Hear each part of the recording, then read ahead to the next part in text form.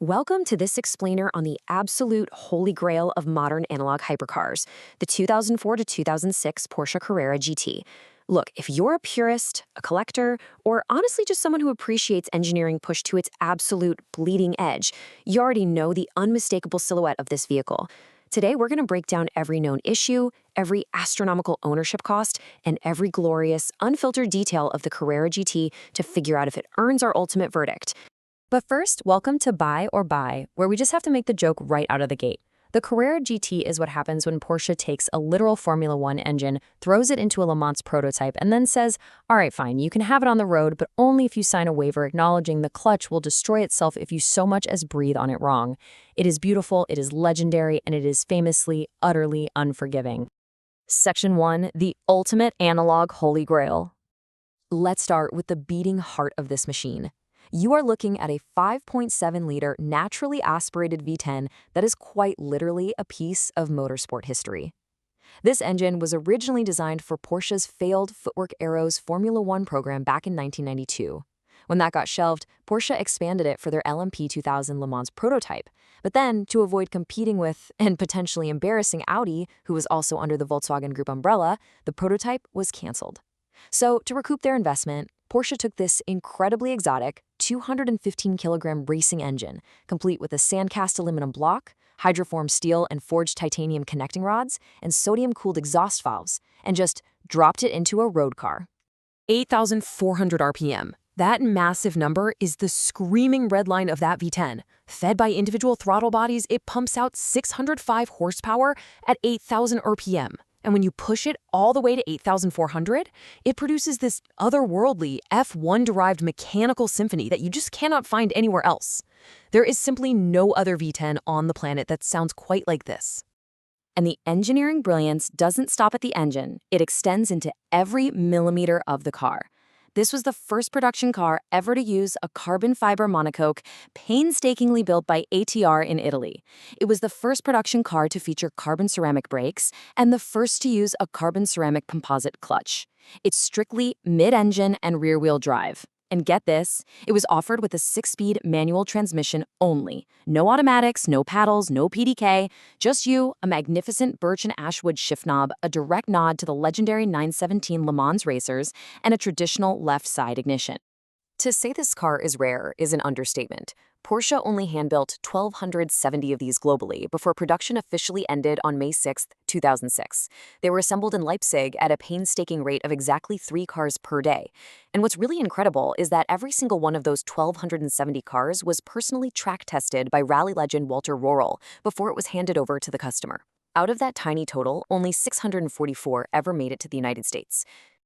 Section 2. The reality. A car demanding respect.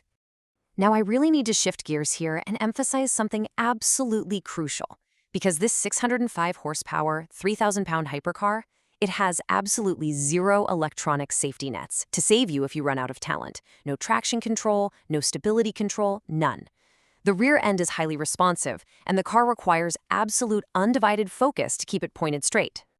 The tragic passing of actor Paul Walker back in November of 2013, where he was a passenger in a 2005 model, permanently cemented the Carrera GT's reputation in the public consciousness. It stands as a sobering, heavy reminder of the absolute respect this piece of raw motorsport history demands from anyone lucky enough to sit inside it. It's an unfiltered machine, for better or worse. To really grasp the driving dynamics, just think about what it takes to operate the car at a standard stoplight. The Porsche Ceramic Composite Clutch, or PCCC, is downright infamous. It acts like an on-off switch with virtually zero slip phase. To get moving, you actually have to keep your foot completely off the gas pedal, let the clutch out agonizingly slowly so the anti-stall software can do its thing, and just pray you didn't stall it. Seriously, if you try to drive it like a normal manual and feather the gas while letting the clutch out, you'll brutally destroy that ceramic clutch in literally 2,000 miles. If your technique is flawless, it can last 20,000 miles or more.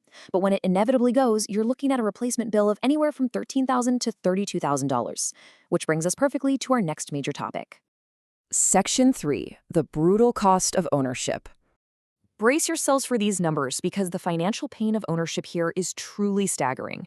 Imagine blowing the engine. A replacement long block V10 from Porsche will cost you over $250,000, $262,951 to be exact. The mandatory 30,000-mile major service, which involves a massive engine-out procedure to adjust 40 valves, runs around $30,000.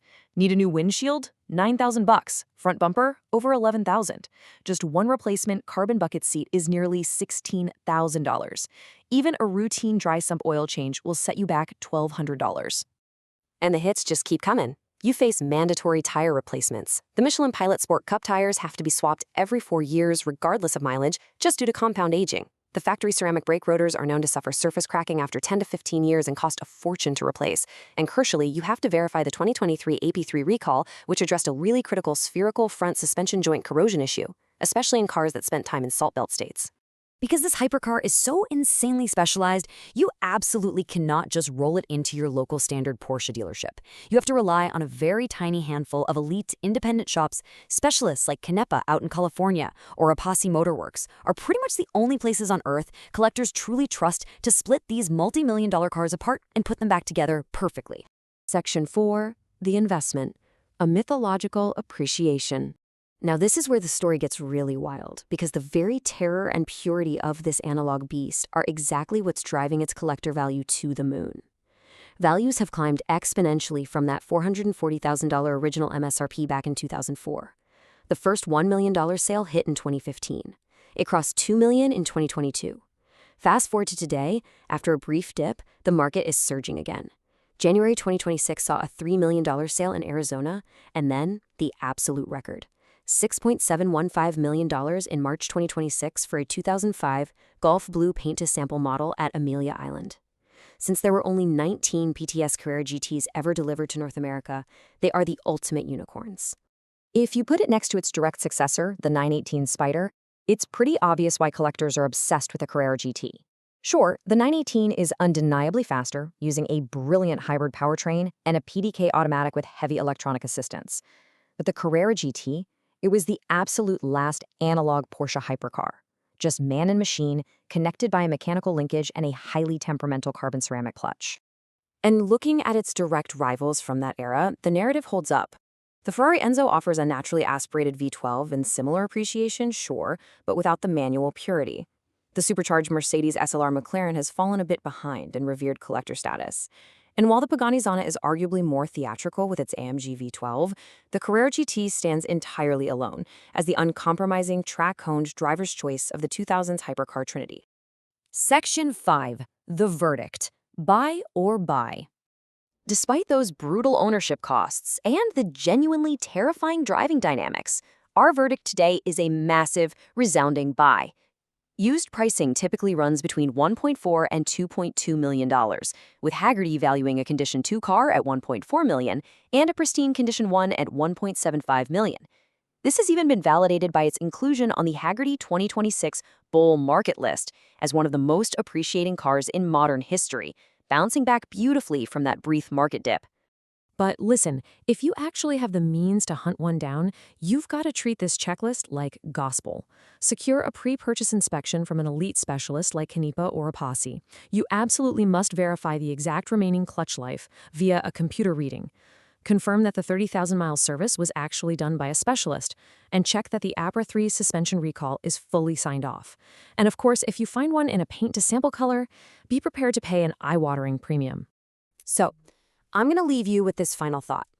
Is the sheer financial terror of a $262,000 replacement engine worth the privilege of owning the most mythological, unfiltered driving experience ever created? For those who truly understand what the Carrera GT represents, the absolute zenith of analog Porsche engineering before the digital age took over, the answer is undeniably yes. Thanks for joining us on this explainer, and we'll see you on the next one.